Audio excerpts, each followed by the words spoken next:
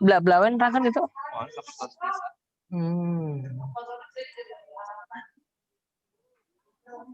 Jadi merangkak kan ya.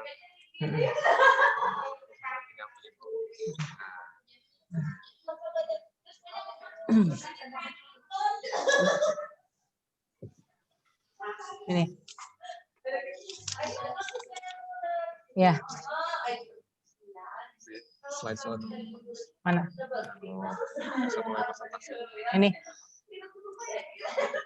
Enak. Jadi langsung ya? Langsung. Nah, ini udah tinggal barangkali ya sami. Terus untuk berikutnya? Diklik ya. Yang mana? Diklik tengah-tengah. Oh, ini ya. 2 menit lagi kita mulai saja ya. Pembelajaran jarak jauh IPS. Materi hari ini masih melanjutkan materi minggu yang lalu. Mungkin minggu yang lalu kalian masih baru membaca saja materinya. Sekarang akan Ibu jelaskan supaya kalian lebih paham tentang perdagangan internasional. Nah, siapa yang sudah baca, yang sudah paham dari apa yang sudah kalian baca minggu-minggu kemarin tentang perdagangan internasional? Sok siapa? Ada batuk. Halo siapa? Sok siapa yang bisa menjawab pengertiannya? Ya Sok. Diaktifkan audionya. Yolanda mau jawab, Ibu. Ya, Sok. Yolanda, kelas? 9F. Ya, Sok. Apa Yolanda? Perdagangan internasional adalah perdagangan yang dilakukan oleh penduduk suatu negara dengan penduduk negara lain atas dasar kesepakatan bersama atau proses pertukaran barang dan jasa antara dua negara atau lebih dengan tujuan mendapatkan keuntungan atau laba. Iya, itu ya. Betul sekali. Itu Yona sudah belajar ya. Ya, sang berikutnya siapa? Coba. Sok, siapa yang? Iya, Sok Finandia kelas? Hah? 9F. F ya? Iya, Sok. Perdagangan internasional adalah proses pertukaran barang dan jasa antara dua atau lebih dengan tujuan mendapatkan keuntungan atau laba. Iya, itu juga betul ya.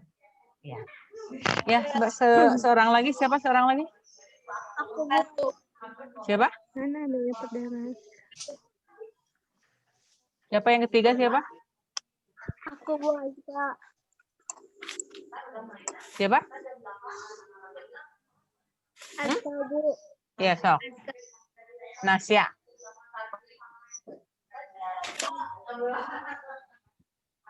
Sok, berikutnya siapa? Sebut.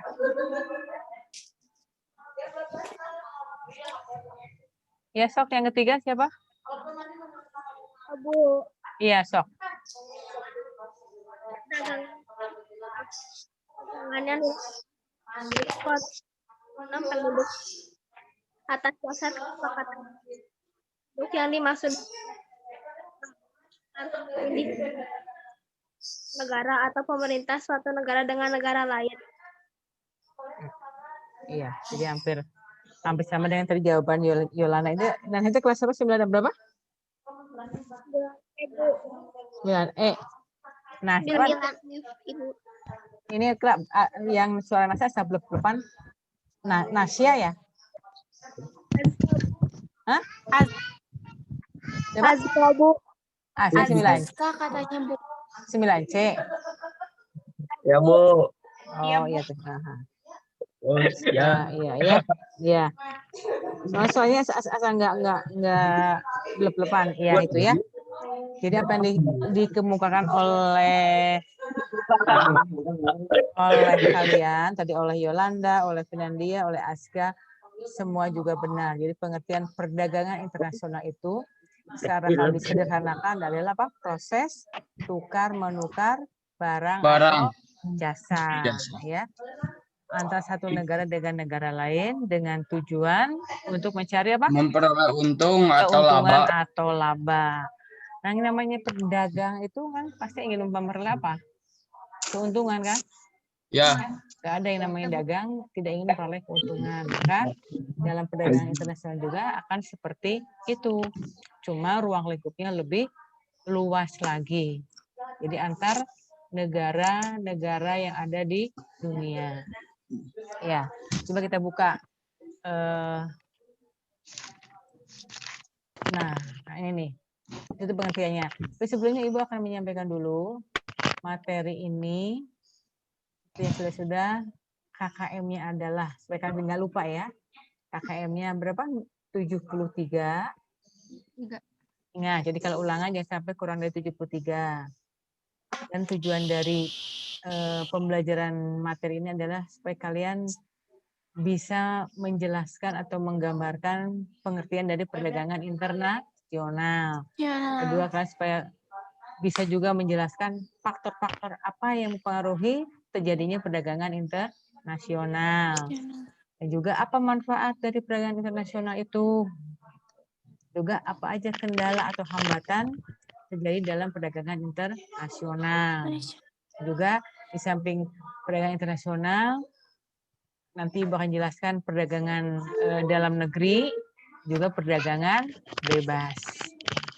Nah, tadi kalian sudah memahami apa yang maksud dengan perdagangan internasional. Nah, kita sekarang lanjutkan ke faktor-faktor yang mempengaruhi perdagangan internasional. Nah, ini bisa kalian bacakan ya. Nah, dalam perdagangan internasional ada faktor-faktor atau hal-hal yang mendorong terjadinya perdagangan internasional.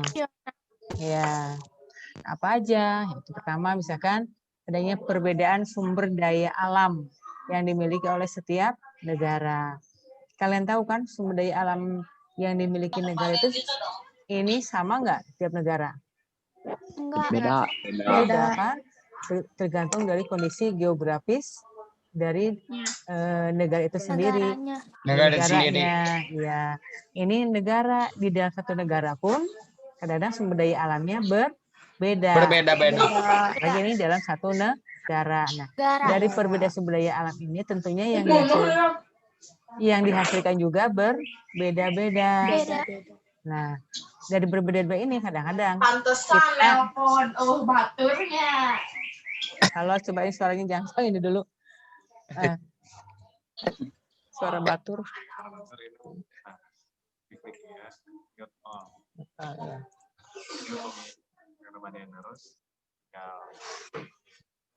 Apa? Ada yang pada noros atau yang pada ngajauh ibu tinggal di open mic-nya. Oh, aku baru udah gitu. Ibu ngajelaskan ini. Iya. Ya, untuk sementara kalian dengarkan dulu penjelasan Ibu, nanti kalau bertanya oleh kalian mute-nya diaktifkan ya. Mute-nya. Ya, itu ya. Jadi, nah sumber daya alam yang dimiliki oleh tiap negara ini sebetulnya merupakan kekayaan alam dari negara tersebut. Dan tidak semua negara memiliki sumber daya alam yang sama.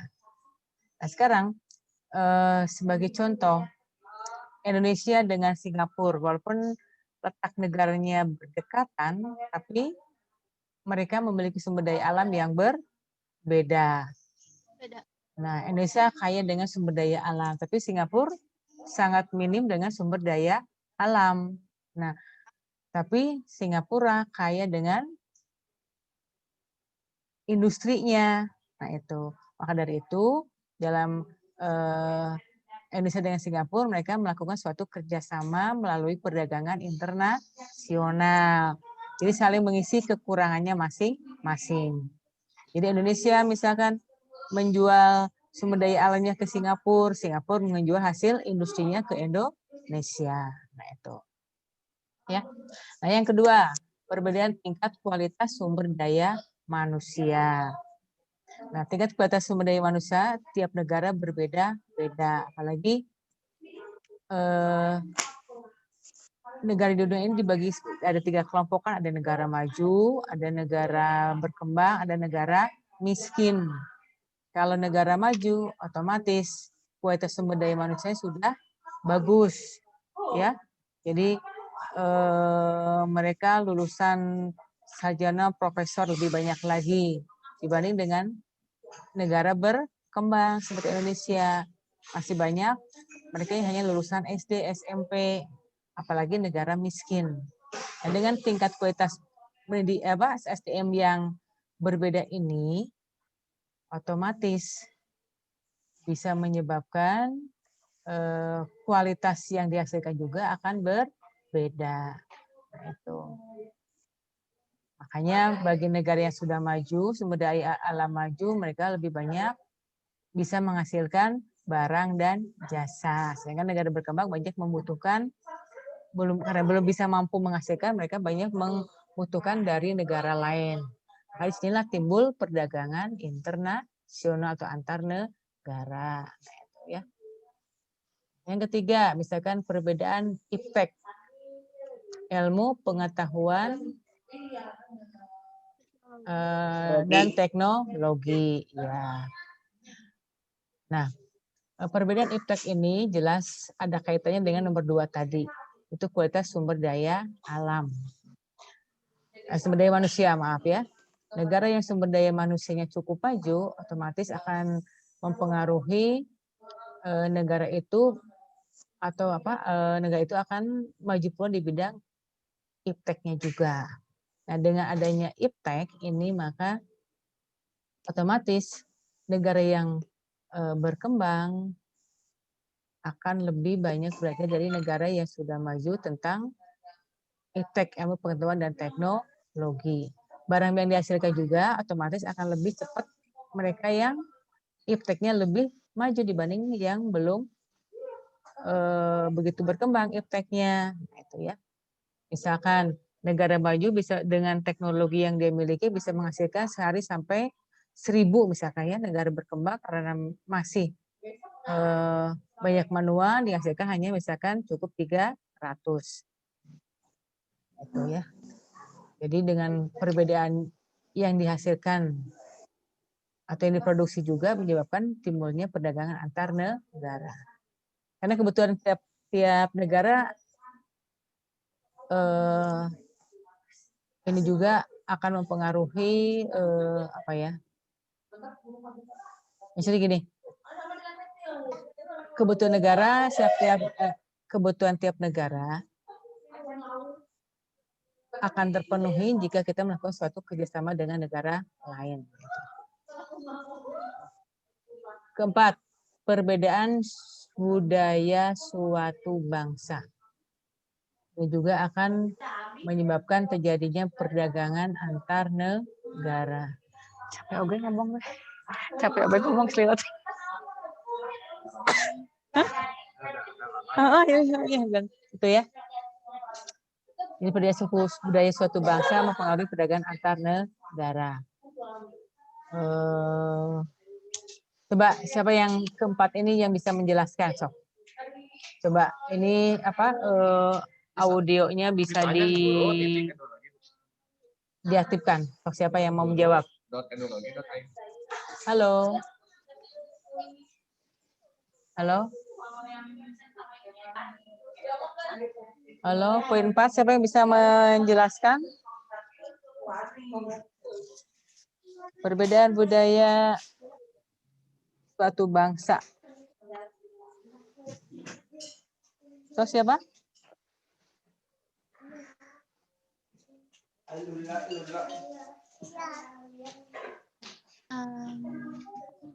Sok, siapa? Contohnya Ibu. Boleh, sok siapa? Sok siapa? Budaya.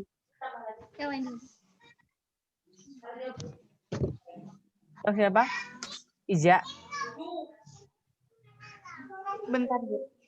Ya, sok.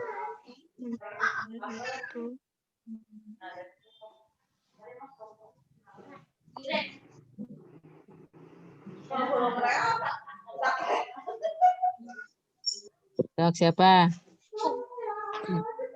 So, oke, jelas yang aktif menjawab. Nanti Ibu ada ributnya beberapa poin nilai ya. Sama juga yang Perbedaan budaya suatu bangsa. gimana? Ulangi lagi. Iya. Perbedaan budaya, Bu. Perbedaan budaya suatu bangsa. Mengapa sebagai pendorong perdagangan internasional? Ibu kayak contohnya gitu. Ya, sok. Coba dulu apa? Gimana? Oh iya dulu. Kayak misalnya batik bukan, Bu? Misalnya kan Maksudnya? Indonesia memproduksi batik. Mm-mm. Kan batik ya terkenalnya dari Indonesia gitu. Ya, Terus sekarang juga kan maksudnya di luar negeri juga kan banyak gitu. Maksudnya kayak batik udah ngerambat ke luar negeri gitu. mm-mm. Itu Ya, berarti kan perbedaan budaya suatu bangsa juga bisa mempengaruhi perdagangan internasional. Jadi, ya seperti yang dikatakan oleh Iza, seni ukir, batik itu kan merupakan hasil produksi ciri khas Indonesia ya. Itu bisa sebagai perbedaannya ini Bu, kayak Ya. adat istiadat gitu. Kalau adat istiadat bisa. maksudnya kumaha contohnya. Kan perbedaan kata Ibu perbedaan budaya suatu bangsa. Mm-mm. Bisa Jadi mendorong di- perdagangan internasional nah itu. Yang bisa mendorong Perdagangan internasional. Ya, Ibu jelaskan dulu ya tadi yang jawaban dari Iza ya. Tadi kan Kayak- batik, sebentar, batik yang dihasilkan oleh negara kita atau ukiran itu kan merupakan hasil budaya negara kita kan ciri khas budaya dari Indonesia. Itu bisa dijadikan sebagai daya tarik bagi negara lain. Mereka misalkan ingin memiliki batik sehingga mereka mengimpor dari Indonesia. Iya. Ya, atau yang lain ada lagi yang mau memberikan penjelasan? Ya kalau sendal bisa nggak Bu, sendal Cibaduyut? Contohnya kumaha lah sok. Jelasin dulu. Ya kan sekarang mah udah nggak asing lagi gitu sama sendal atau sepatu dari Cipaduyut. Sampai orang luar negeri juga kan udah pada kenal Bu sama. Nah, Diekspor. Ya, oke ya. Jadi memang sendal Cibaduyut mungkin punya ciri khas tersendiri. Walaupun kadang-kadang yang dijual, yang barang kita yang diekspor ke sana tuh belum punya label ya. Nggak ada yang namanya label Cibaduyut yang dijual di luar negeri. Jika dibeli oleh Italia, mereka pakai label dari negara Italia. Jadi datang ke kita bukan lagi label Cibaduyut, tapi mungkin di kita hanya sebagai bahan bakunya atau bahan setengah jadi diekspor ke sana ya oleh mereka, dijual lagi ke negara kita, dibeli lagi oleh negara kita tapi dengan label yang berbeda. Jadi bukan lagi made in Indonesia atau Cibaduyut, jadi made in Italia, made in misalkan USA. Nah itu ya, itu juga merupakan bisa salah satu sebagai pendorong perdagangan internasional. Ya, berikutnya supaya lebih cepat. Harga barang. Mengapa harga barang dikatakan sebagai faktor pendorong juga? Perbedaan harga barang.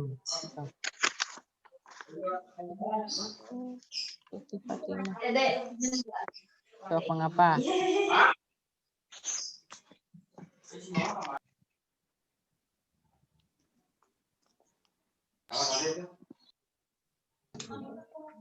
Mengapa?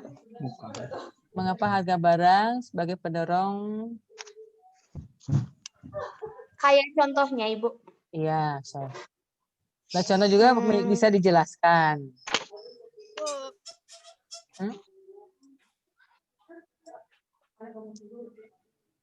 Bu aku. Iya, siapa? Ibu. Jessica, sok. Harga komputer Korea Selatan. Sok, gimana Jessica? Misalnya harga komputer di Korea Selatan lebih murah daripada di Indonesia, sehingga Indonesia Selatan di Indonesia.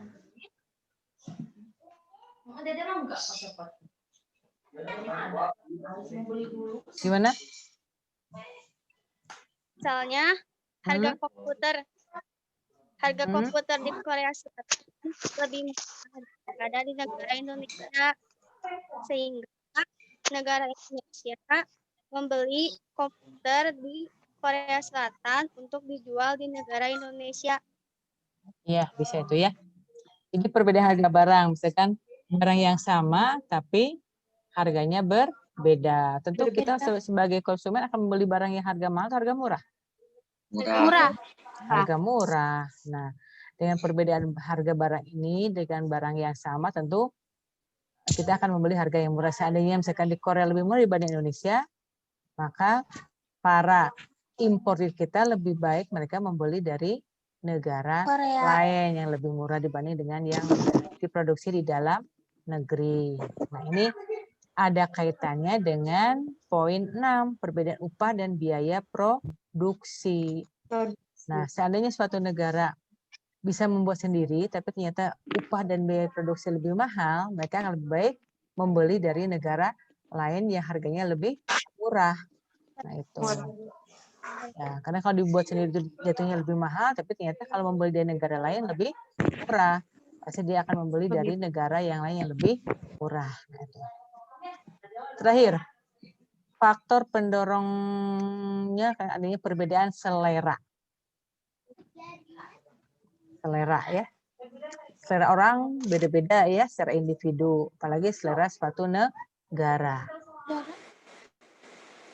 So, siapa yang bisa menjelaskan?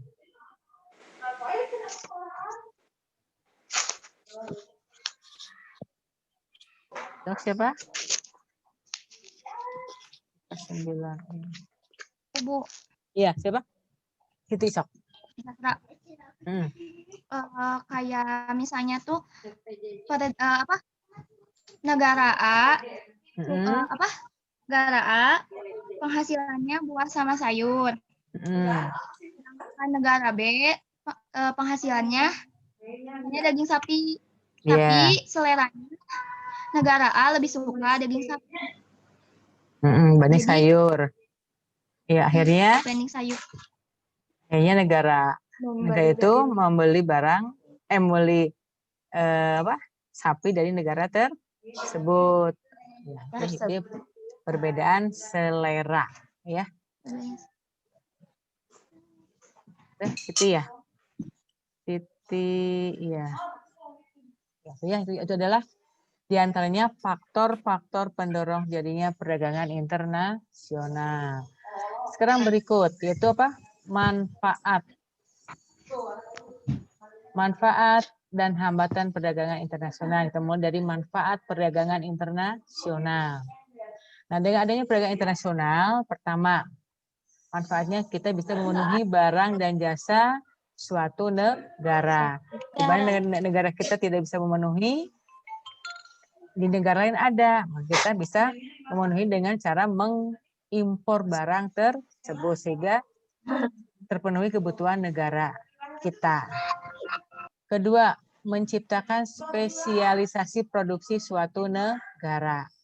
Nah, dengan adanya perdagangan antar negara, dengan keunggulan yang dimiliki oleh negara itu, maka akan timbul spesialisasi produksi. Misalkan negara kita unggul dengan hasil hutannya berupa kayu jati atau rotan. Itu jadikan sebagai keunggulan negara kita. Jadi kita menjual barang-barang itu pada pasar internasional. Nah, itu ya. Ketiga, mendorong kegiatan produksi. Nah, seandainya dengan adanya perdagangan internasional dan barang-barang yang kita ekspor itu laku, itu mendorong produsen itu untuk memproduksi barang lebih banyak, ya. Jadi lebih semangat lagi untuk memproduksi barang-barangnya, sehingga itu salah satu manfaat dari perdagangan internasional. Kemudian yang keempat apa? Meningkatkan hubungan persahabatan antar negara. Nah, dengan adanya perdagangan internasional, jelas harus selalu tertanam persahabatan antar negara. Karena kalau seandainya jadi suatu masalah dengan negara tersebut, maka biasanya perdagangan antar negara akan di-stop. Ya, dihentikan terlebih dahulu. Maka kalau kita ingin melakukan perdagangan antar negara, maka hubungan persahabatan antar negara itu harus dipertahankan. Jangan sampai terjadi suatu permasalahan atau clash antar negara atau perang dingin atau apa misalkan ya. Nah, itu.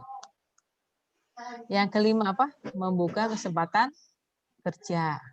Nah, dengan adanya perdagangan antar negara, apalagi kegiatan produksi itu lebih banyak, maka cenderung bisa mengambil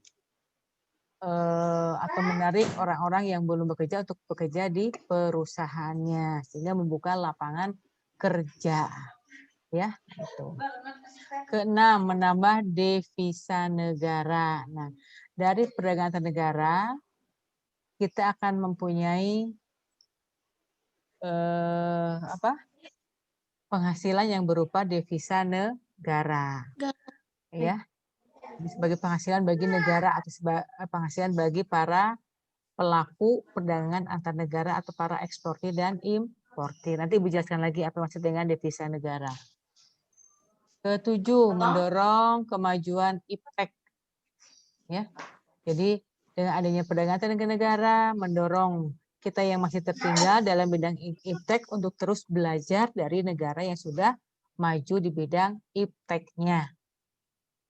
Ya, gitu. Kedelapan, mendapatkan barang dengan mudah dan harga yang murah. Nah, dengan adanya perdagangan antar negara seperti yang kita bahas tadi, maka kita akan mendapat harga barang yang murah, dengan mudah dan murah. Karena kita tidak bisa memproduksi, di negara lain bisa, sehingga kita bisa mendapat barang yang kita butuhkan. Dan terakhir, mendorong pertumbuhan ekonomi suatu negara. Jadi dengan perdagangan antar negara, pertumbuhan ekonomi suatu negara akan berjalan dengan baik, dengan lancar, bahkan lebih meningkat lagi seandainya kegiatannya berupa ekspor impor itu bisa berjalan dengan lancar. Ya. Paham sampai di sini tentang manfaatnya? Paham. Ya. Sekarang kita lanjutkan ke hambatan. Apa itu hambatan? Itu kendala dalam melakukan perdagangan antar negara. Kan dalam segala sesuatu pasti ada manfaat, ada juga kendala penghambatnya ya. Nah, penghambatnya diantaranya adalah harga barang dibaliknya luar bukan laur ya. Harga barang luar negeri lebih murah dari produksi dalam negeri. Ya, hambatannya. Jadi barang-barang di luar negeri itu biasanya lebih murah dari produksi dalam negeri. Kenapa? Di luar negeri barang-barang sudah diproduksi dengan menggunakan iptekan, sedangkan dalam negeri masih menggunakan teknologi yang belum maju atau manual. Otomatis dari biaya, dari waktu lebih cepat yang menggunakan teknologi. Nah, itu hambatannya. Kedua, bea masuk yang tinggi. Kan orang masuk ke negara itu tidak jual masuk ya enggak kan? Ada persyaratannya, apalagi untuk tujuan bisnis, berdagang. Ada bea masuk. Ya, baik dari luar ke dalam negara kita maupun dari kita ke negara luar ada bea masuknya atau namanya bea ekspor atau bea impor. Ini biasanya suka sebagai penghambat yang lebih mahal. Kalau lebih mahal, larinya ke harga jual di luar negeri dia lebih mahal juga, kan? Itu. Dan adanya proteksi apa itu proteksi coba? Proteksi apa? Perlindungan. Yang lain suaranya yang lain. Kebijakan produk. Eta sakit orang ya muncul. Dok. Apa? Proteksi itu apa? Kebijakan produk, Bu. Gimana, Pak? Kebijakan untuk melindungi produk dalam negeri. Ini yang jawab siapa? Jessica ya? Melindungi Yang jawab Jessica ini? Iya.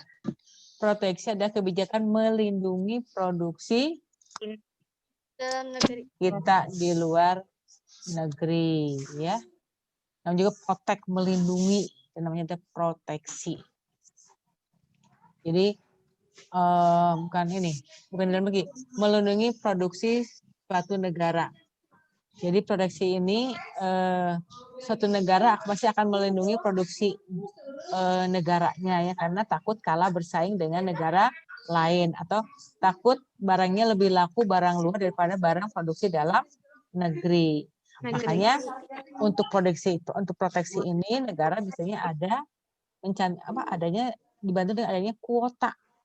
Apa kuota coba? Bukan kuota HP, bukan. membatasi jumlah Kebijakan ekspor dari suatu negara. Ya, pembatasan Jumlah ekspor dan ya, impor jumlah dari ekspor suatu negara. ya atau impor dari suatu negara ke suatu negara. Jadi dibatasi. Memang negara kita sudah memproduksi, maka biasanya ada kuota impor. Negara juga sama. Saat kita mengekspor ke negara lain, mereka mempunyai aturan kuota impor dari negara kita. Supaya barang produksi dalam negeri juga tetap bisa laku di dalam negerinya. Dan yang kelima, adanya apa? Peraturan. Adanya peraturan-peraturan yang berlaku di negara tersebut.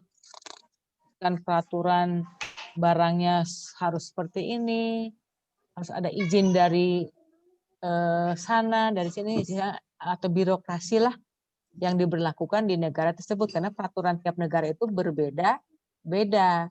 Nah, kita selaku penjual yang mau masuk ke negara lain, harus mentaati peraturan yang berlaku di negara tersebut. Tidak boleh sembarang, maha sorangan, nggak boleh. Jadi kita harus tetap mentaati peraturan yang berlaku. Juga kadang sebagai kendala kan, kita sudah menyiapkan seperti A, ternyata yang berlaku adalah B. Maka ini bisa menghambat proses ekspor negara kita. Dan adanya dumping. Apa itu dumping? Kebijakan jual barang di luar negeri lebih murah daripada di dalam negeri. Ya, kebijakan menjual barang di luar negeri lebih murah dibanding di dalam negeri. Tujuannya apa coba? Tujuannya apa? Untuk meningkatkan devisa negara. Iya, untuk meningkatkan devisa negara agar barang kita laku kan? Kalau laku otomatis pendapat kita lebih besar, sehingga menambah devisa. Nah, hambatan yang juga sangat mengganggu ini adalah terjadinya pertentangan politik atau terjadinya peperangan. Kalau dalam suatu negara terjadinya pertentangan politik atau peperangan bisa menghambat proses perdagangan internasional. Karena kita sudah mengekspor, sudah janjian sama impornya yang ada di negara itu, ternyata nggak bisa masuk karena sedang ada pertentangan politik atau sedang ada peperangan. Otomatis depending terlebih dahulu barang-barang yang akan kita ekspor itu. Ya, itu adalah kendala atau hambatan dalam perdagangan internasional. Ya, jadi ulangi lagi ada 7 ya, kurang lebih masih banyak. Yaitu pertama, harga barang luar negeri lebih murah dari produksi dalam negeri. Kedua, biaya masuk yang tinggi, adanya proteksi, adanya kuota, adanya peraturan yang berlaku tiap negara yang berbeda-beda. Keenam, adanya dumping. Ketujuh, adanya pertentangan politik dan peperangan. Nah, kemudian dalam perdagangan antar internasional ini, aktivitas atau kegiatannya berupa ekspor dan impor. Coba, siapa yang bisa menjawab? Ekspor itu apa?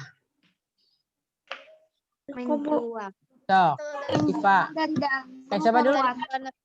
Siapa dulu nih? Siapa dulu? Siapa Tuh. Sebutkan namanya langsung bicara. Syifa Nurul. Iya, Sosfa Nurul. Iya. Kalau ekspor mah kan proses penjualan dari dalam negeri ke luar negeri. Kalau impor dari luar negeri yang datang ke dalam negeri. Iya, itu. Berarti kalau ekspor kita menjual dari dalam ke luar negeri, ya. Nah, kalau impor kita membeli barang dari luar ke dalam negeri. Nah, kan tadi kalau kita mengekspor kita akan mendapat apa? Devisa. Devisa. Ya, kita peroleh devisa kan? Kalau mengimpor kita mengeluarkan devisa. Sekarang orang yang melakukan kegiatan ekspor disebut apa? Eksportir. Kalau yang melakukan kegiatan impor? Importir. Nah, itu. Ya. Nah, sekarang itu perdagangan internasional. Sekarang kita juga mengenal adanya perdagangan dalam negeri. Berarti kalau internasional kan ruang lingkupnya lebih besar, bisa satu sedunia. Kalau dalam negeri hanya dalam satu wilayah negara tersebut. Pengertiannya hampir sama. Proses tukar menukar barang dan jasa, ya, dalam satu wilayah, satu negara dengan tujuan yang sama itu mencari keuntungan. Tapi antara perdagangan dalam negeri dan luar negeri ada perbedaannya, ya, yang dapat dilihat dari beberapa aspek berikut ini. Nah ini coba kalian lihat perbedaan perdagangan dalam negeri dan internasional atau antar negara yang dilihat dari 7 aspek. Pertama, dari kegiatannya. Kalau dalam negeri, dalam satu wilayah negara saja, penjualnya bisa bertemu secara langsung, tatap muka, mata uang yang digunakan sama kan? Di dalam negeri misalkan antara pedagang Pulau Jawa dengan Kalimantan sama enggak mata uangnya? Sama. Sama apa? Yang berlaku di negara misalkan Indonesia rupiah kan? Nah, itu. Iya. Kemudian tidak dikenakan bea masuk. Ini hanya distribusi unggul. Kan kalau di dalam negeri nggak ada bea masuk ekspor dan impor penjual dari Pulau Jawa ke Kalimantan, enggak, cuma distribusi saja. Biaya angkutnya lebih murah karena jaraknya tidak terlalu jauh dan waktunya juga tidak terlalu lama. Kualitas barang bisa bervariasi, bisa bermacam-macam. Sesuai yang dibutuhkan atau dihasilkan oleh negara daerah tersebut. Kemudian peraturan yang berlaku peraturan nasional negara tersebut. Lain lagi dengan perdagangan internasional ini. Kegiatannya dalam wilayah antar negara seluruh dunia. Indonesia ke Amerika, Indonesia ke Belanda, Indonesia ke Filipina, Indonesia ke Australia, ke semua negara bisa dilakukan. Nah, pembeli dan penjual tidak bisa bertemu langsung. Mungkin bisa sekali saat mereka awal melakukan kerjasama. Selanjutnya hanya berupa memperlihatkan barang abstrak saja, contoh nawungkul dengan berbagai keterangan atau spek yang terhadap barang tersebut. Nah, mata uang yang digunakan berbeda-beda sehingga menggunakan devisa. Betul. Kan kita kalau misalkan ibu akan mengimpor ke Filipina, mata uangnya apa Filipina? Filipina. Hah? Filipina apa? Vietnam, Malaysia. Iya. Iya sama. Apa Peso, coba? Bu. Peso. Peso, Bu. Peso. Ya, peso, Oh, iya. bukan peso apalagi nganggerutan ya. Siap. Peso. Kalau misalkan ibu ingin mengekspor ke Inggris apa Inggris? Pound sterling. Pound sterling. Kalau ibu ingin menjualnya ke Belanda? Euro. Apa? Euro, Ibu. Iya, nah Euro. di Eropa ada dua mata uang ya. Mata uang Eropa euro, mata uang negara beda lagi. Euro itu mata uang yang berlaku di Eropa, itu euro. Bahkan bukan Eropa Euro. unggul. Euro. Apa coba? Selain euro apa lagi? Khusus uang Belandanya apa? Uang Belanda. Dolar. Tahu siapa? Apa ya lupa? Belanda. Cuma segini hadir. Gulden. Hah? Gulden. Gulden. Siapa yang menjawab ini? Gulden. Yang menjawab siapa? Ada Bu di itu di Google. Ya, anu menjawab saya.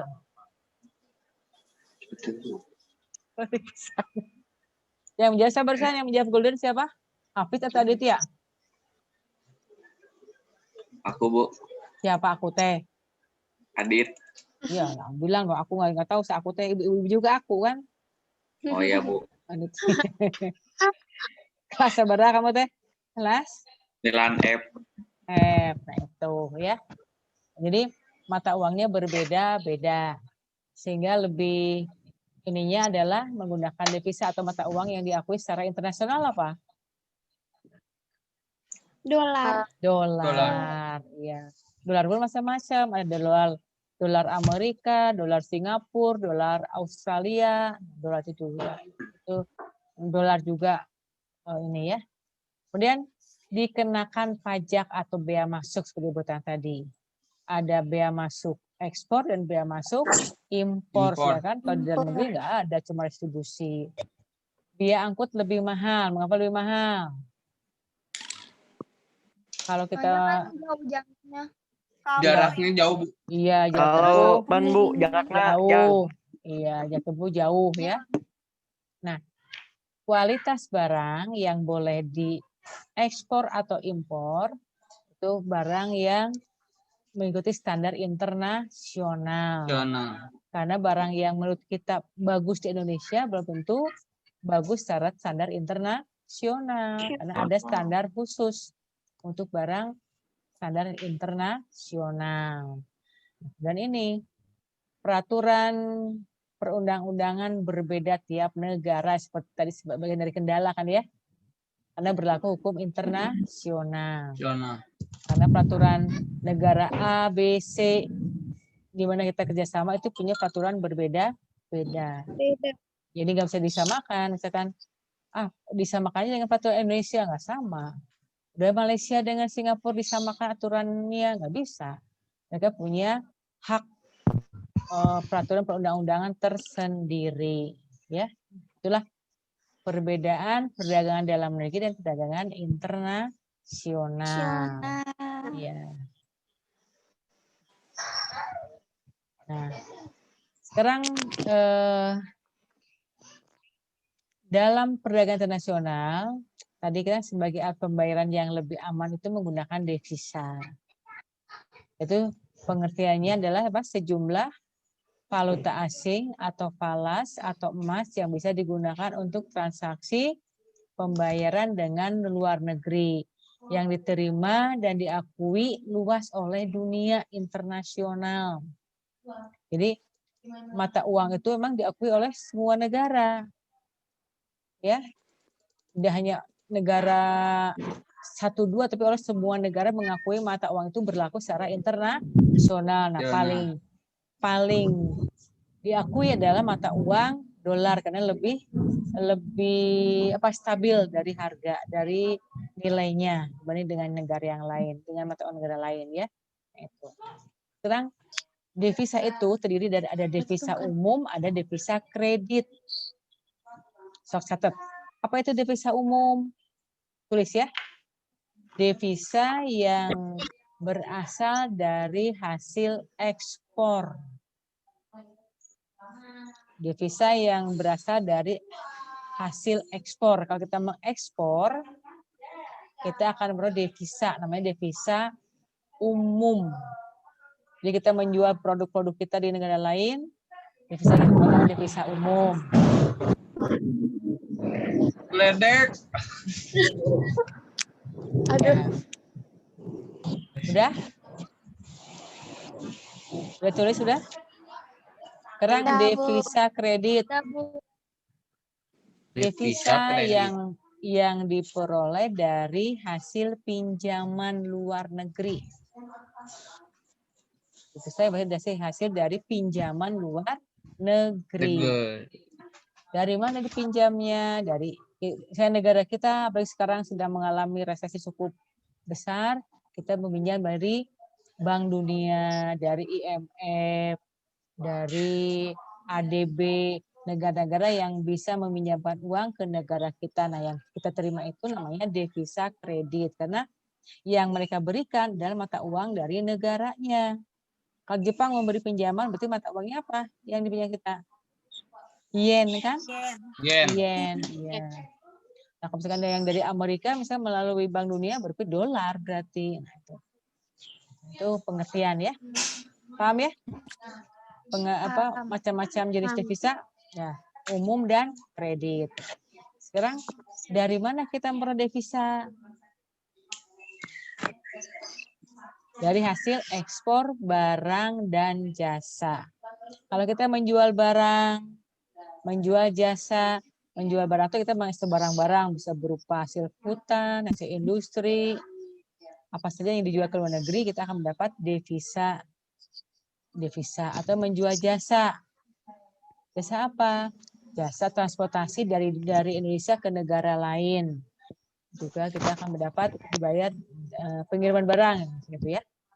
Dan pinjaman luar negeri tadi kan, itu juga sumber perolehan devisa. Turis asing yang datang ke Indonesia, mereka akan menukarkan mata uangnya dengan mata uang rupiah saat mereka sampai di Indonesia.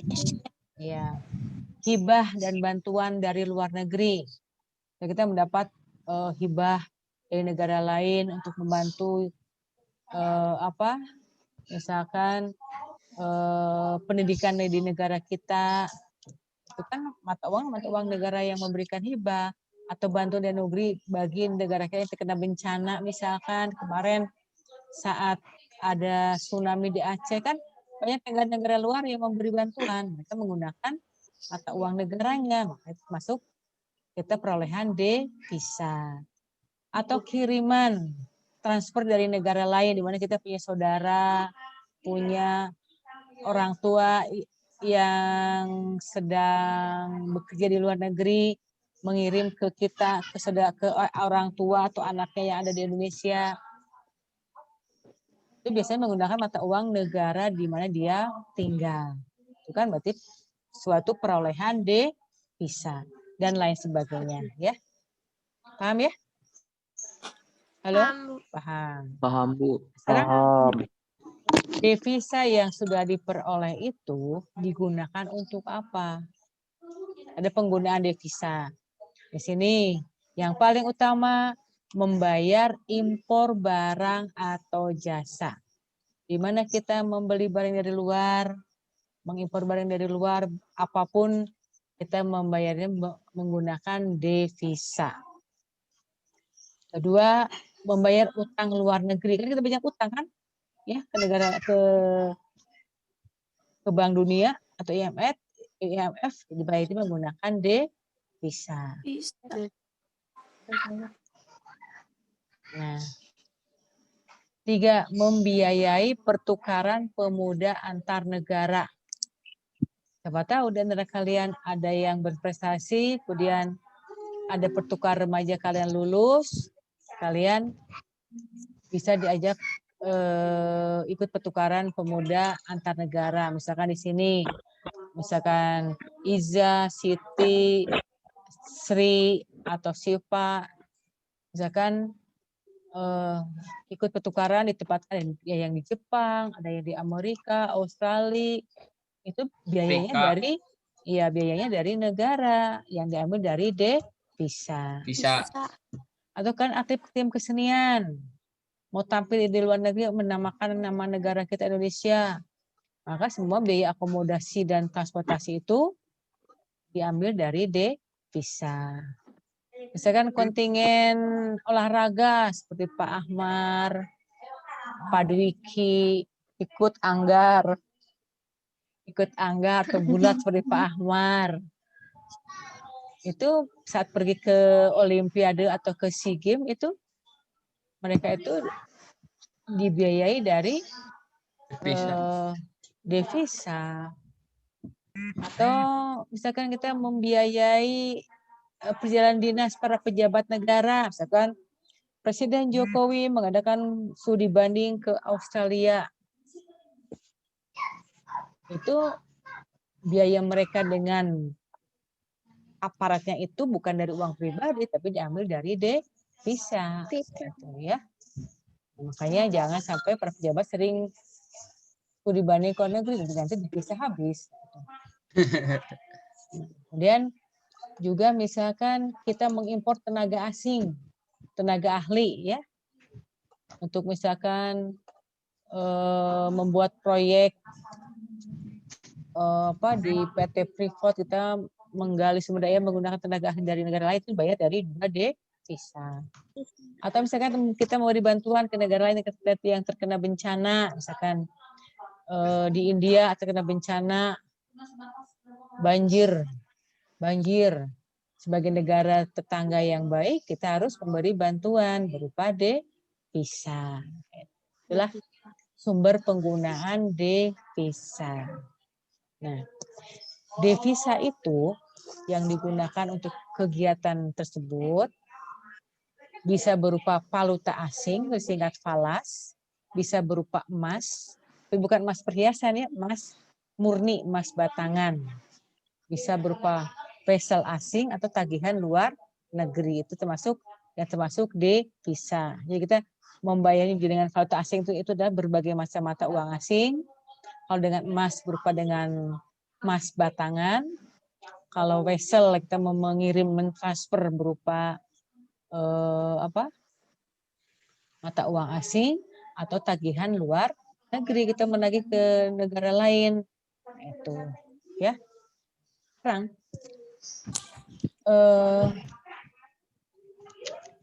dalam kegiatan perdagangan internasional ini, bagi seorang eksportir dan importir ya yang melakukan kegiatan ekspor impor ini, mereka akan menghitung berapa sih barang yang sudah diekspornya, berapa sih barang yang diimpor dari negara lain. Ya, harus tahu kan, supaya mereka tahu berapa nilai uang yang akan dia peroleh dari mengekspor atau devisa yang kita peroleh dari kita mengekspor, dan berapa yang mesti dia bayar saat dia mengimpor barang tersebut. Nah, caranya apa? Dengan membuat neraca perdagangan atau neraca pembayaran. Nah, ini. Nah, sekarang apa neraca pembayaran? Adalah perbedaan nilai ekspor dan impor suatu negara pada periode tertentu. Jadi, buat tabel ya. Buat tabel kolom-kolom. Ini kolom ekspor, ini kolom impor. Terus dihitung berapa. Nah, itu adalah nilai ekspor saya mencapai 1.000. Impornya mencapai 800 atau mungkin sebaliknya ekspor hanya 1.000, impor mencapai 1.500. Itu akan diketahui melalui neraca perdagangan.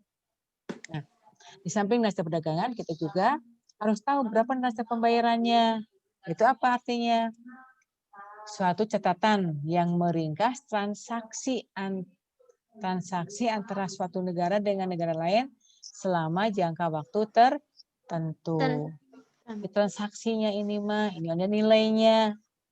Kalau nilai ini berupa rekapnya, nilai yang diimpor dan diekspor. Tapi kalau neraca pembayaran adalah transaksinya naon wae yang sudah dijual, diekspor ke negara ini.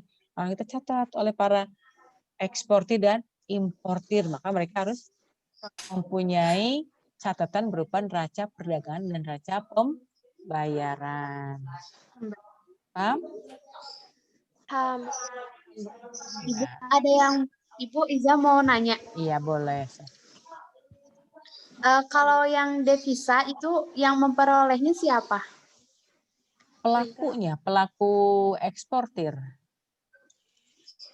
Oh. Jadi orang melakukan kegiatan ekspor. Jadi kebanyakan Ya. Gimana? Jadi kebanyakan kan yang melakukan ekspor kayak paling banyak kan mungkin pengusaha-pengusaha kayak gitu. Berarti yang banyak memperoleh devisa pengusaha-pengusaha itu. Iya. Gitu. Oh. Jadi pelaku kegiatan ekonomi yang melakukan kegiatan ekspor dan impor. Kan di sini pelaku ada yang pelaku swasta, ada dari pelaku pemerintah. Jadi sama-sama mereka akan mendapat devisa. Ya, ada lagi? Ya. Ada lagi? Ya, kita lanjut ya. Nah, dari catatan dalam neraca perdagangan dan pembayaran, inilah dapat diketahui bagaimana kondisi neraca perdagangan suatu negara. Apabila setelah mereka membuat neraca perdagangan, ternyata kolom ekspor itu lebih besar daripada impor, maka dikatakan kondisi neraca perdagangnya adalah surplus atau aktif. Dalam arti ekspornya misalkan tadi 1.000, impornya cuma 800. Itu kan ada kelebihan kan ya? Kelebihan apa? Ekspor atau impor? Kelebihan ekspor. Kalau kelebihan ekspor berarti kan kita kelebihan devisa. Berarti devisa itu kalau pelakunya pemerintah bisa masuk pada kas negara sebagai cadangan devisa. Kita punya tabungan devisa di kas negara ini. Nah, sebaliknya, seandainya dari hasil pembuatan neraca ini ternyata ekspor lebih kecil dibanding impor. Ekspornya cuma 1.000, ternyata impornya mencapai 1.200 atau 1.500. Berarti kan besar mana? Impor. Besar impor kan? Berarti kita mendapat devisa hanya 1.000, ada yang membayar harus 1.500. Berarti minus kan? Minus. Ya, berarti namanya adalah defisit atau pasif. Terpaksa untuk menutupi kekurangan itu kita mengambil dari cadangan devisa tadi. Nah, itu. Nah, yang kondisi ketiga, apabila ekspor sama dengan impor. Saat ekspornya kita misalkan hanya 1.000, impor juga 1.000, berarti sama. Ya, berarti balan. Jadi berarti namanya adalah balan seimbang. Di sini jumlah ekspor dan impor sama nilainya. Jadi kita nggak dapat apa-apa ini. Nah, menurut kalian dari kondisi ini, mana yang baik untuk suatu kegiatan ekonomi ini, yang mana yang paling baik? Lebih banyak Yang ekspor. lebih Yang daripada- ekspornya lebih banyak. Banyak daripada Jadi ya surplus ya. Jadi yang ekspor Iya. lebih banyak daripada impor. Jadi kita punya keuntungan kan? Devisa itu untuk cadangan kita juga kemudian lihat tabungan. Tuh. Ya nanti lebih pahamnya bisa kalian nanti lihat di YouTube ya. Di YouTube, link YouTube yang Ibu share nanti ada di GCR bisa dilihat. Nah, sekarang di samping adanya perdagangan internasional, perdagangan dalam negeri, nah ini sekarang Ibu tambahkan adanya perdagangan bebas atau pasar bebas. Yaitu kebijakan di mana pemerintah tidak melakukan diskriminasi terhadap ekspor impor, jadi tidak melakukan apa-apa aturan atau apapun dalam kegiatan ekonomi antar negara berupa ekspor dan impor. Jadi mereka bebas melakukan transaksi antar negara tanpa ada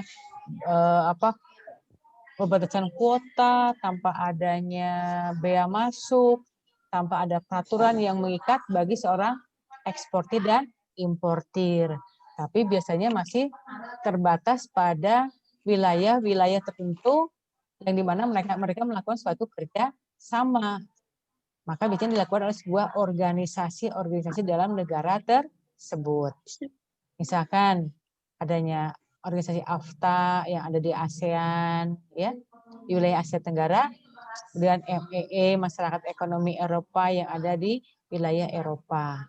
Jadi di wilayah ASEAN ini yang mereka tergabung dalam AFTA, negara-negaranya mereka bebas melakukan perdagangan bebas tanpa ada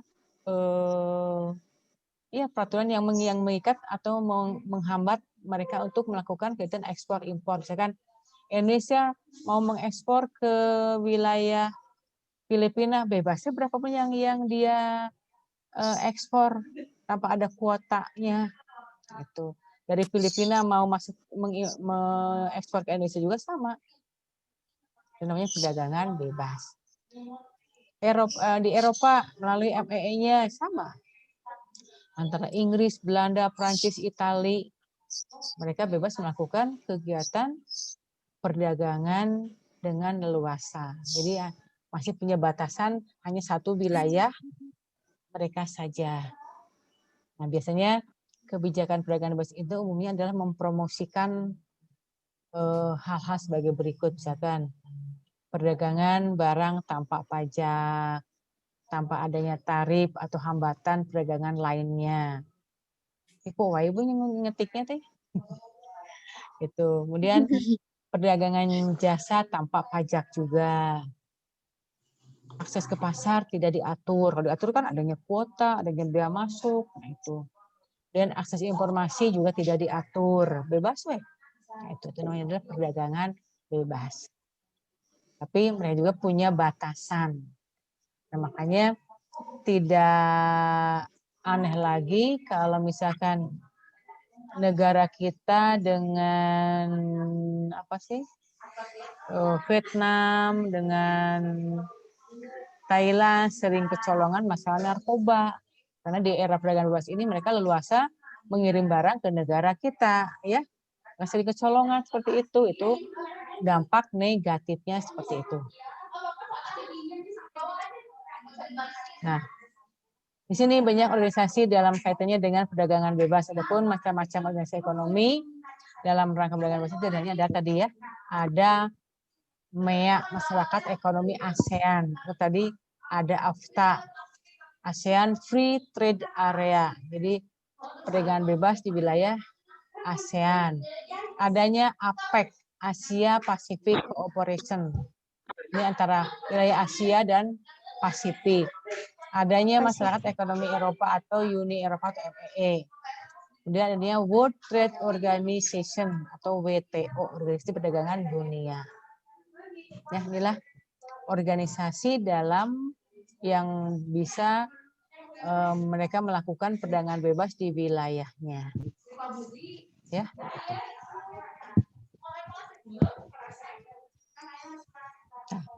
Sudah habis, sekian.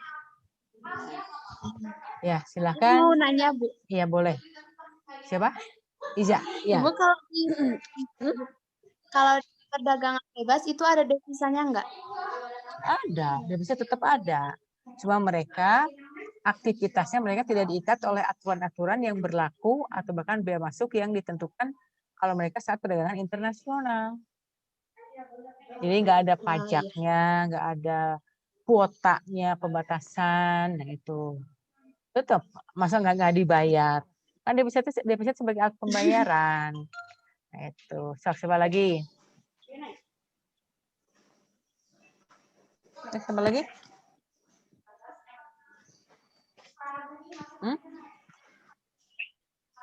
Siapa lagi? Siva?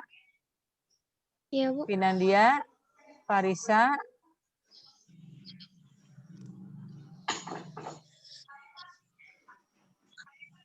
Hari itu menginformasikan di link tadi. Langsung di sini. Buka link itu ya, link ini ya. Di Telegram kan di Telegram ya? Enggak, di Telegram masukin. Telegram tadi Ibu masukin ke Telegram ya, masukin video. Terus sebenarnya mau bertanya sih Pak? Enggak. Iya, Bu. Nah, sekarang ini yang hadir berapa orang ya? Nanti tiap kelas ini menginformasikan temannya yang enggak ikut Zoom ya. Ya. Nah, kalau nggak ada yang bertanya, ada waktu ini setengah jam lagi. Silakan kalian simak di GCR untuk memantapkan bagaimana proses perkembangan ekspor impor. Proses perdagangan saat melakukan perdagangan internasional. So, di GCR ada linknya. Coba lihat. Bu. So, sekarang tinggal kalian ini. Awas KM-nya per kelas, informasikan yang nggak masuknya via ini, via Telegram. Bu siap. Jadi untuk hari ini Zoom-nya Ibu tutup dulu, kalian tinggal menyimak di GCR ya. Ya, Bu. Ya, so. Sambil KM absensinya yang ini. Ya. Yang nggak masuk, Bu. Tapi Ibu pengen tampilan dulu, foto tuh. Sok tampilkan dulu, belum ada ini, di foto dulu. Sok, nah. Fotonya kuat, sok. Gaya heula, jangan sing galelis heula. Dandan yang cantik dulu, laki-lakinya yang ganteng, nyisiran heula. Ibrahim mana Ibrahim? Salva. 1, 2, 3.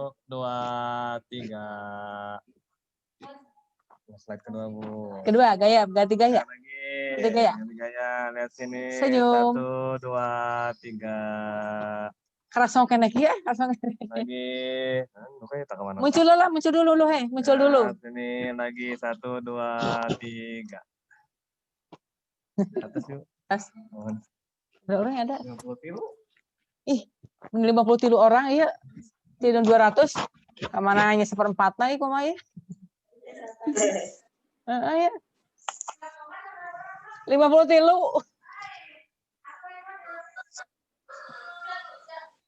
Ya. Iya. Ya udah, selamat siang. Baca dulu yang di GCR ya. Ya, Bu. GCR. Itu lebih bagus lagi lihat lagi ini perkembangan perdagangan. Ya. Assalamualaikum warahmatullahi wabarakatuh. Dadah.